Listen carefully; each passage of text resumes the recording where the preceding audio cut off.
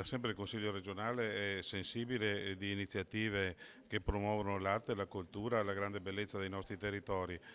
Continuando su questa direttrice, pensiamo, patrocinando questo concorso della Guerrieri Rizzardi, di poter valorizzare ulteriormente l'arte della scultura attraverso i giovani che escono dalle scuole accademiche. È un premio quindi che coinvolge tutte le Accademie d'Italia che sono invitate a partecipare segnalando i migliori allievi. È un'unicità e ha una importante finalità anche, che è quella non solo di valorizzare questi primi passi dei giovani artisti, ma anche quella di poter dare a loro l'opportunità, credo davvero straordinaria, di presentare il loro lavoro in una mostra monografica che si tiene a Possagno alla Gipsoteca di Antonio Canova. Promuovere la cultura del nostro territorio e portare in giro per il mondo un messaggio che leghi il vino a quello che sono le eccellenze del territorio è stato un po' il motivo principale per il quale l'azienda ha deciso di sponsorizzare